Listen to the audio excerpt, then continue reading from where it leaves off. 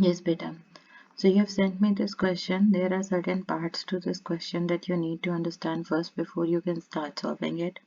It's saying a straight copper wire of diameter 0.42 meters, 42 exponent minus 3 meters, has a number density of free electrons of this. In a given time interval, a charge of 0.15 C moves through the wire. Now you have to find the average displacement of the free electrons. If you remember the thing that we solved in the class, we were able to get the equation. In that equation, we had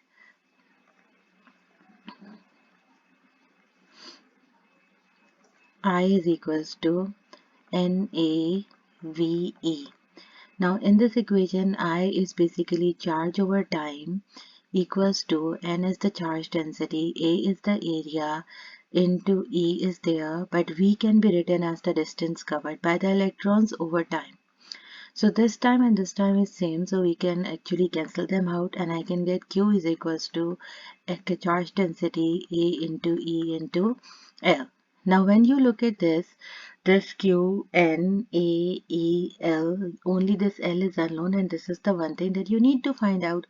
So you'll put it on one side and the Q, the rest of the quantities will be divided by it like this.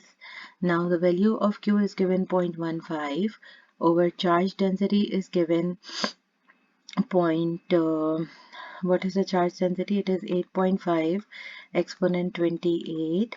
Then for the area, because you're talking about a wire, so obviously you'll write pi d square, which means you'll put 0.42 exponent minus 3 in a square, and then you will divide it by 4 and into, and what is the thing? E is the elementary charge. You'll get 1.6 exponent minus 19. So now you've substituted all the values. After this, what will you do?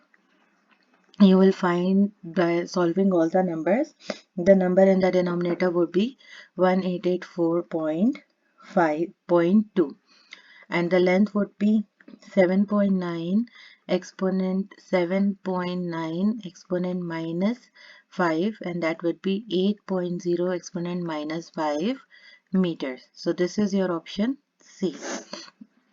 Now, since we have derived this equation and there are times that you are not sure of the condition that whether your working is correct or no, what you can do is that you can check your equation as well.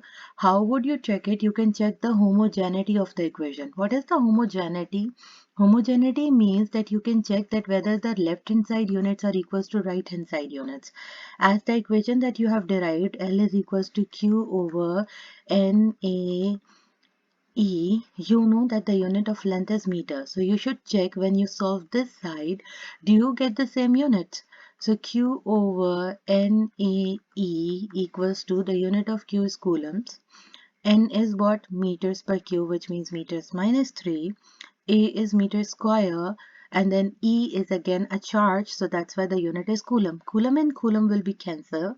When you will solve these two units, minus 3 and 2, you will get minus 1 and then because it's negative 1, when you will take it up, it will become meters. So this means left hand side is equals to right hand side and this equation is homogeneous.